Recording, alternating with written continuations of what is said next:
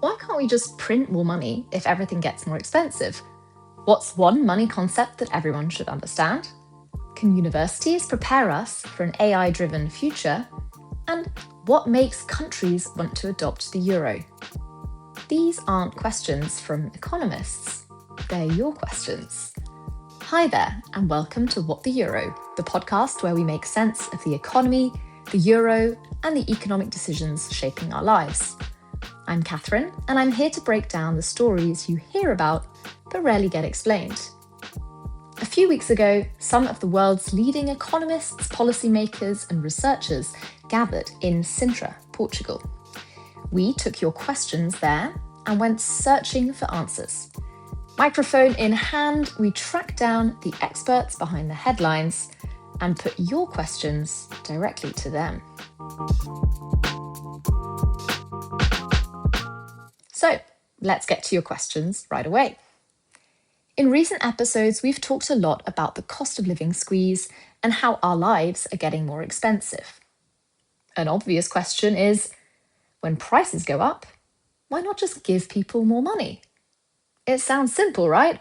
If everything costs more, print more. Problem solved. Well, that's exactly what Sophia from Germany asked about. She said she often hears that suggestion at school and finds it difficult to explain why printing more money might not be the best idea after all. So, to help her out, in Sintra we met with Moritz Schularik, president of the Kiel Institute for the World Economy. Here's what he told us. Well, printing more money has been tried before, and it works in one way. It brings more money in circulation, but when there's more money in circulation, it means also that all the prices of all goods rise. So just imagine that we would add a zero to all the bills that are in circulation, and then we would have, instead of a 10 euro bill, a 100 euro bill. But what would happen is that also the coffee in the shop would no longer cost 3 euros, but 30 euros, and in the end, nothing would have changed. So in the long and also mostly in the short run, just adding more money into the economy does not help because the prices increase as well. So in the end, we have the same living standard as before. The only way to really have more money, have more real money to spend on goods and services is to become more productive and to grow the economy. And if we have rising real incomes, then we can buy, consume more, buy more coffee, and all the other things that we appreciate. At first glance, printing more money sounds like an easy fix. But as Moritz explained, if prices rise at the same time, you're not actually better off. What really matters is purchasing power, what your money can actually buy. Having more money in your wallet doesn't help much if everything around you suddenly costs more too. Understanding a few basic economic and financial ideas can help us make better decisions, whether we're saving for a holiday, paying our bills, or planning for the future. And that brings us to another question sent in by Anna from Mexico. What's one finance concept that everyone should understand? We spoke to Ricardo Rice, professor at the London School of Economics, about exactly that.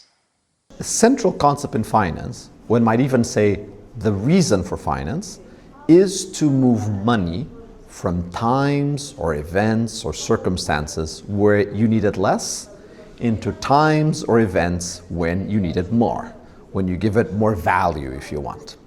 So think about insurance. I take away money from when my car is in good shape so that when my car breaks down, I get money then. Why do I need money then? Because I need money to fix the car. Money is more valuable in that time versus not. Likewise, I save when I'm young or when I'm working for when I'm retired, because when I'm young, I have more money, don't need quite as much of it. When I'm retired, I really need that money to pay for my health bills or for whatnot.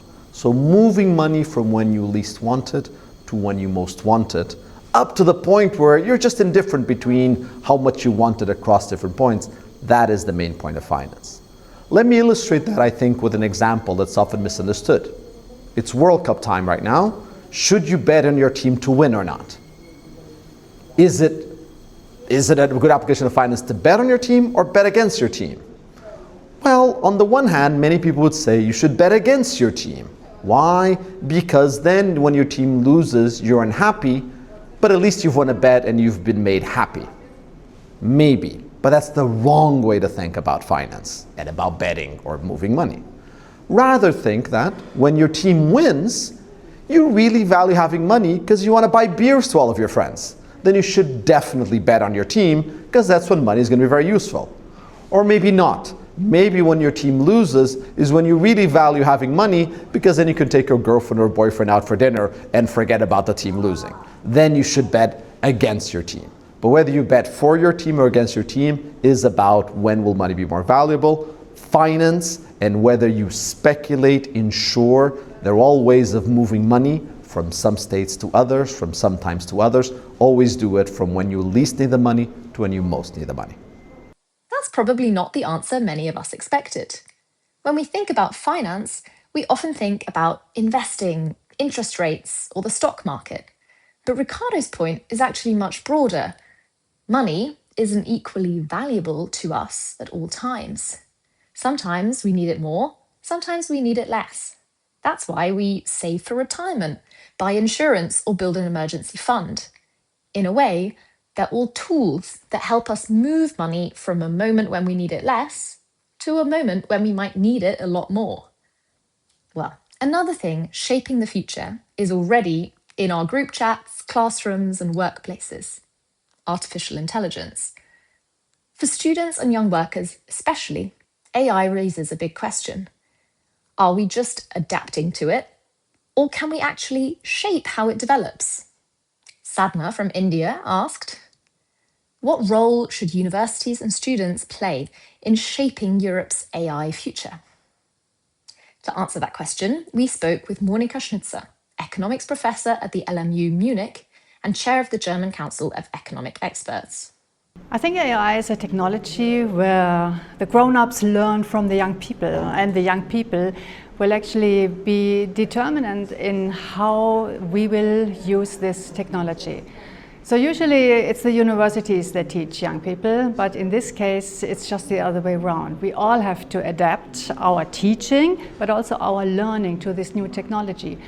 And the good thing is, in a university, young people get together, they try out new things, they learn how to use them, and they also come up with completely new ideas, what to make of it, how to use it most effectively, and in the end also how to create new products and new business models. So I expect a lot of young startups starting at universities with the young people who make use of these technologies and find ways of making them productive. So this is what I count on, this is what my hope is, and I'm very sure this is exactly what we are going to see. What I like about Monika's answer is that it flips that usual AI debate. We're not just supposed to keep up with the technology. We may be the ones who decide what useful AI actually looks like in classrooms, startups, and future jobs.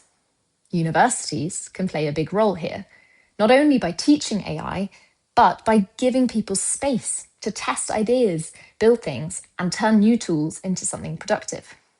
And if you want to go deeper on AI and the economy, make sure to check out our previous episode with OpenAI's chief economist, Ronnie Chatterji.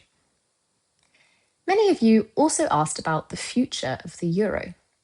The euro area has continued to grow over time, but some EU countries still haven't adopted the euro.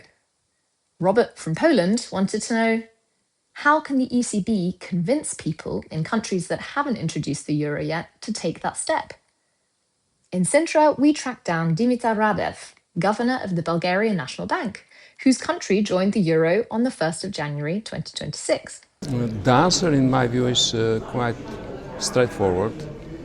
The ECB must do what every central bank is expected to do, deliver on its mandate. In the case of the ECB, this means maintaining price stability. I do believe the ECB is doing exactly that. From my experience as a member of the Governing Council, I can say that this commitment is very clear and very strong. But perhaps the strongest evidence comes from those who use the euro every day. The latest official Eurobarometer data show that 82% of citizens across the euro area support the common currency. This tells us something important.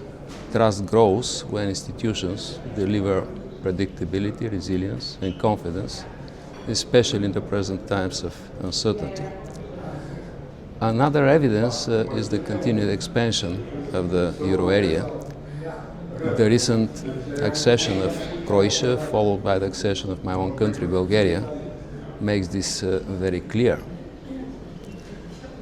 And finally, on communication.